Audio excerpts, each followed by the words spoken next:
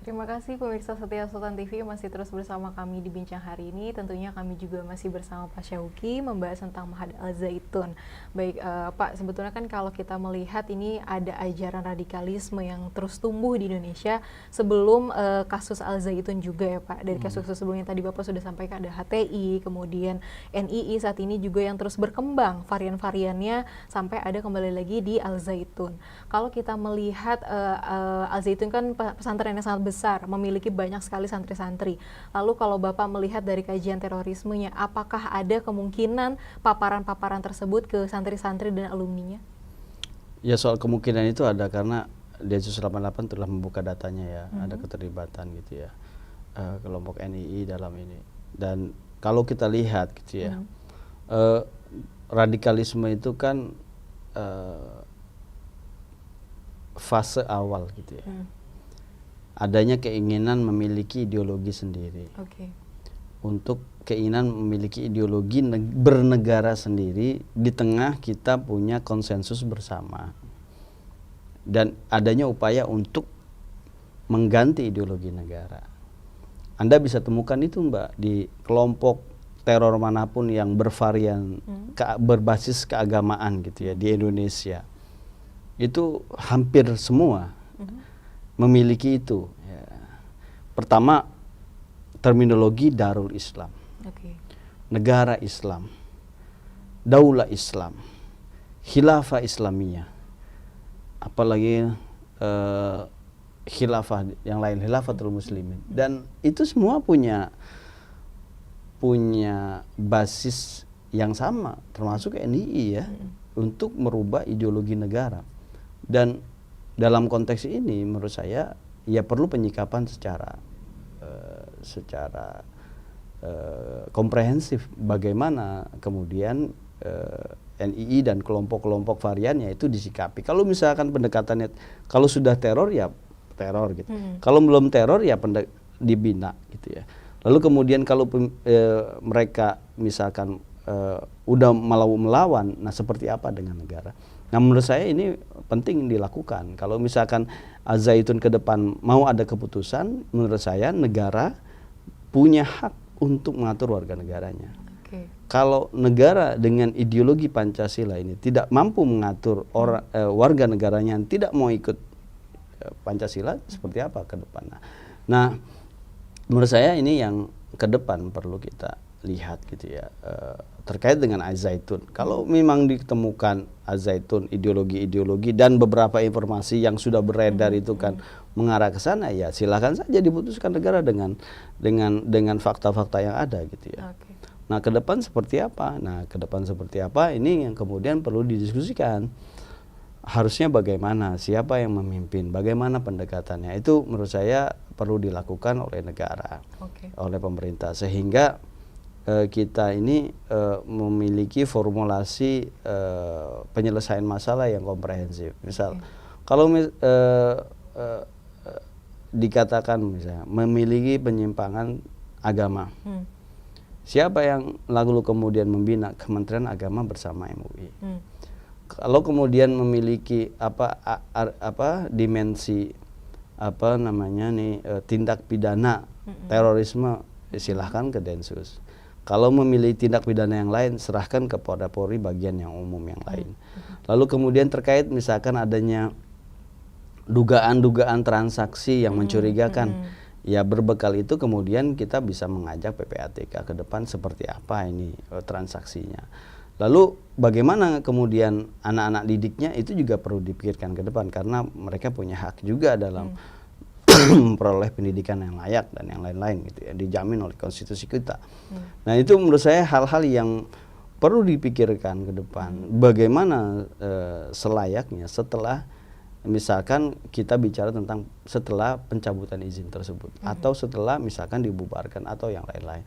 Nah ini perlu dipikirkan, termasuk bagaimana kemudian guru-gurunya seperti apa. Nah langkah-langkah apa yang harus dilakukan ya diassess gitu, ya dinilai gitu ya, dinilai bagaimana yayasannya, bagaimana kemudian lokasi tanahnya, bagaimana kemudian transaksi keuangannya, bagaimana kurikulumnya, bagaimana kemudian siswa-siswanya perlu diakses. Lalu dari situ kemudian pendekatan apa yang bisa dilakukan ke depan untuk misalkan ketika ada atau tiadanya Al-Zaitun misalkan. Nah ini yang menurut saya kita harus melangkah ke sana, gitu ya. Tapi kalau misalkan adanya anggapan Indonesia membiarkan radikalisme tumbuh terus-menerus karena dilihat mungkin dari beberapa kasus yang terjadi, kemudian saat ini adanya variasi-variasi baru, Bapak setuju atau tidak?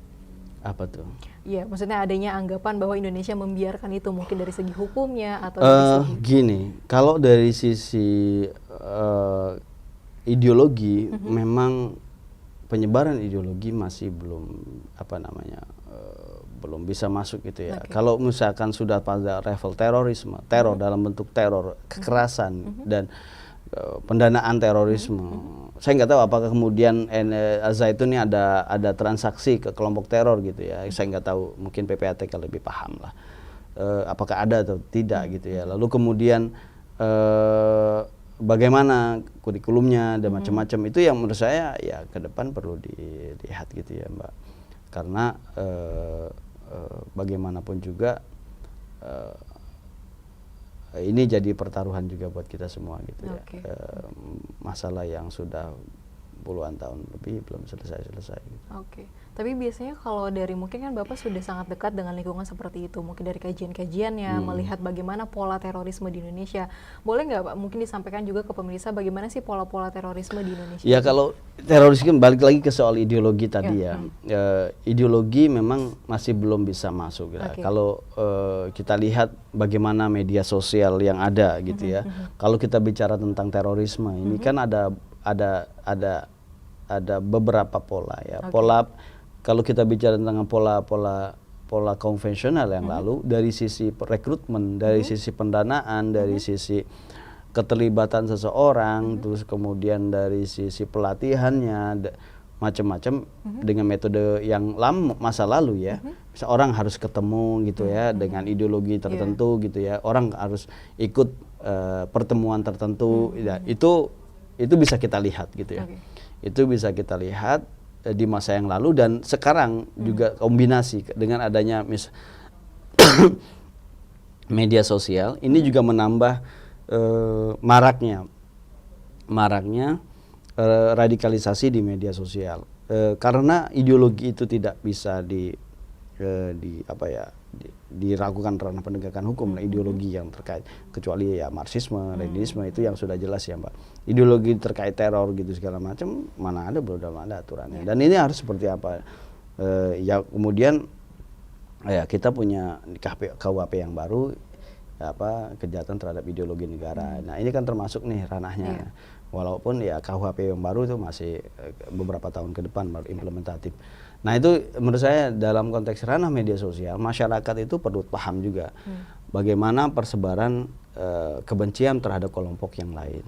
Bagaimana persebaran bukan hanya kelompok yang lain, dalam satu internal umat beragama saja ada loh orang yang bilang oh yang ini salah, yang ini benar gitu. Yang nggak berbeda dengan keyakinannya dibilang itu salah gitu. Itu kalau bisa kita lihat itu marak terjadi. Dan itu menurut saya bibit-bibit, dan kita tidak begitu sulit untuk mencari model-model konten-konten yang demikian di dunia digital kita, dan marak sekali. Dan menurut saya masyarakat harus cerdas. Nah, dan kelompok-kelompok ini juga memainkan media sosial juga gitu ya.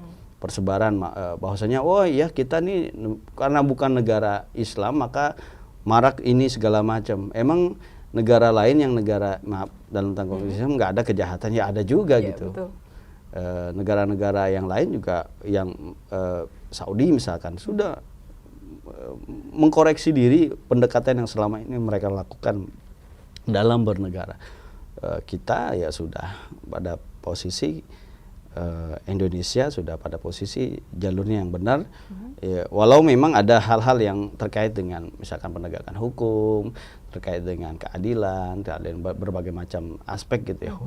Ya kita sadari ya kita harus terus memperbaiki diri tanpa harus bilang oh kita format idealnya ada negara Islam, ya tidak boleh demikian karena warisan negara kita bukan negara itu. Ya, Bhinneka Tunggal Ika. Ya.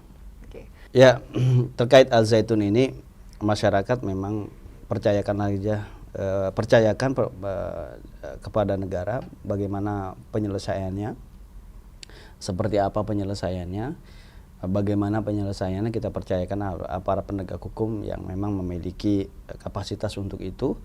Ya, kita dalam konteks masyarakat selayaknya memberikan semacam masukan-masukan seperti apa harusnya gitu ya negara bersikap tentang Az-Zaitun ini. Dinamika yang ada tentunya kita harus sikapi secara arif dan bijaksana. Lalu kemudian saya ingin mengajak para stakeholder negara, kementerian, lembaga terkait untuk bisa bersama-sama duduk bersama bagaimana menyelesaikan persoalan ini yang memang sudah belasan tahun, agar ke depan kita tidak lagi direpotkan oleh hal-hal yang model seperti ini ya. Kita bisa membangun Indonesia Emas 2045 tanpa harus terbebani masalah-masalah yang seperti ini, yang kemudian malah membuat kita sesama anak bangsa itu tercerai-berai gitu. Jadi oleh karenanya diperlukan komitmen kuat seluruh elemen bangsa, bukan hanya negara, masyarakat, pemerintah dan yang lain-lain untuk bersama-sama membangun bangsa ini. Apapun keputusannya kita tunggu saja ke depan. Yang penting itu adalah negara harus bisa berani, punya komitmen untuk bisa mengatur warga negaranya hidup aman, damai, tentram dan bersama-sama dalam Bhinneka Tunggal Ika. Oke, baik. Terima kasih, Pak. Nah, sama-sama, Mbak. Ya, mungkin juga sebagai masyarakat Indonesia kita juga harus lebih berhati-hati, terlebih agama adalah menjadi salah satu produk yang paling mudah untuk dipasarkan kepada masyarakat Indonesia. Baik pemirsa Setia Satu TV, terima kasih sudah bersama kami selama 30 menit lebih. Tanpa terasa kita sudah ada di penghujung acara. Tetap setia bersama kami dari Senin sampai Jumat di Bincang Hari ini. Kami kru yang bertugas pada hari ini pamit mohon undur diri. Terima kasih. Wassalamualaikum warahmatullahi wabarakatuh. Waalaikumsalam.